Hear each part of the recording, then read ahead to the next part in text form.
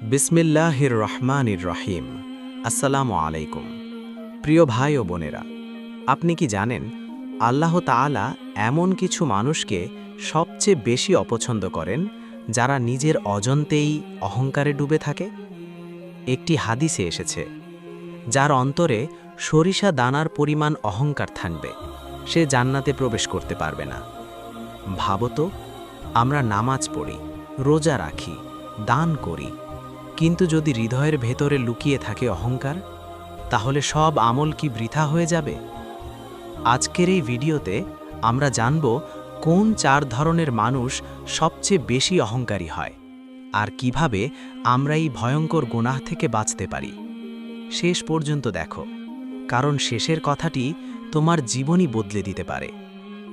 অহংকার, এটি এমন একটি রোগ যা মানুষ নিজে বুঝতেই পারে না। এটি হৃদয়ে ঢুকে যায় নিঃশব্দে আর মানুষকে ধ্বংসের দিকে ঠেলে দেয়। শয়তানও কিন্তু অহংকারের কারণেই আল্লাহর রহমত থেকে বঞ্চিত হয়েছিল। সে বলেছিল, আমি আগুনের তৈরি আর আদম মাটির, আমি কেন তাকে সিজদা করব? এই একটাই অহংকার তাকে চিরদিনের জন্য অভিশপ্ত করে দেয়। তাহলে চল আমরা জেনে নেই কোন 4 ধরনের মানুষ সবচেয়ে বেশি অহংকারী হয়ে থাকে। 1. ধনী ও সম্পদশালী মানুষ। যাদের কাছে অনেক টাকা, সম্পদ, বাড়ি, গাড়ি আছে, তাদের মধ্যে অনেকেই অজান্তেই অহংকারে ভোগে। তারা ভাবে, আমার টাকা আছে, আমি সব পারি। তারা গরিবদের তুচ্ছ করে, মানুষকে সম্মান দিতে ভুলে যায়। কিন্তু সত্যটা হলো, এই সম্পদ আল্লাহর পক্ষ থেকে একটি পরীক্ষা। আজ আছে, কাল নেই। অনেক ধনী মানুষ এমনভাবে চলে যেন এই দুনিয়াতেই তারা চিরকাল থাকবে, কিন্তু কবরের ভেতরে না থাকবে টাকা, না থাকবে বিলাসিতা। রাসূল সাল্লাল্লাহু আলাইহি ওয়াসাল্লাম বলেছেন, মানুষ তার সম্পদ নিয়ে অহংকার করে, অথচ সে এক মুঠো মাটি হয়ে যাবে। তাই যারা ধনী তাদের সবচেয়ে বেশি সতর্ক থাকতে হবে। 2. জ্ঞানী ও শিক্ষিত মানুষ। জ্ঞান মানুষকে বিনয়ী করার কথা, কিন্তু অনেক সময় এই জ্ঞানই অহংকারের কারণ হয়ে যায়। যারা বেশি জানে তারা অনেক সময় অন্যদের ছোট করে দেখে, ভাবতে থাকে, আমি বেশি জানি তাই আমি সবার চেয়ে বড়। এই অহংকার খুব সূক্ষ্ম, এটা বোঝাও কঠিন। কিছু মানুষ দিন সম্পর্কে জ্ঞান অর্জন করে, কিন্তু সেই জ্ঞানকে ব্যবহার করে মানুষকে অপমান করে। এটা অত্যন্ত বিপজ্জনক, কারণ জ্ঞান যদি মানুষকে বিনয়ী না করে তাহলে সেই জ্ঞানই তার জন্য বিপদ হয়ে দাঁড়ায়। একজন সত্যিকারের আলেম কেমন হন? তিনি যত বেশি জানেন তত নম্র হন। 3. সুন্দর ও সৌন্দর্যের অধিকারী মানুষ। যারা দেখতে সুন্দর তাদের মধ্যে অনেক সময় অহংকার দেখা যায়।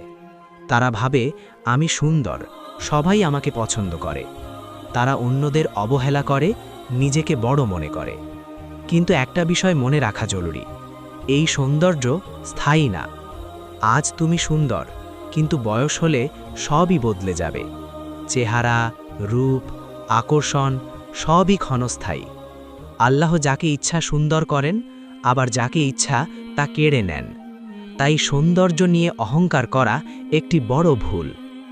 4. ক্ষমতাবান ও প্রভাবশালী মানুষ।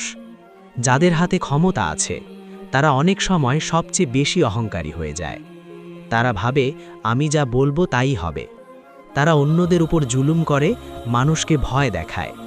কিন্তু ইতিহাস সাক্ষী, যত ক্ষমতাবান শাসক অহংকার করেছে তাদের পরিণতি হয়েছে ভয়াবহ। ফেরাউন নিজেকে আমি তোমাদের রব বলেছিল, তার পরিণতি কি হয়েছিল? সমুদ্রের পানিতে ডুবে মৃত্যু। ক্ষমতা মানুষের পরীক্ষা, এটা যদি সঠিকভাবে ব্যবহার না করা হয় তাহলে তা ধ্বংস ডেকে আনে। গুরুত্বপূর্ণ শিক্ষা, এই 4 ধরনের মানুষ, ধনী, জ্ঞানী, সুন্দর এবং ক্ষমতাবান, এদের মধ্যে অহংকার আসার সম্ভাবনা সবচেয়ে বেশি।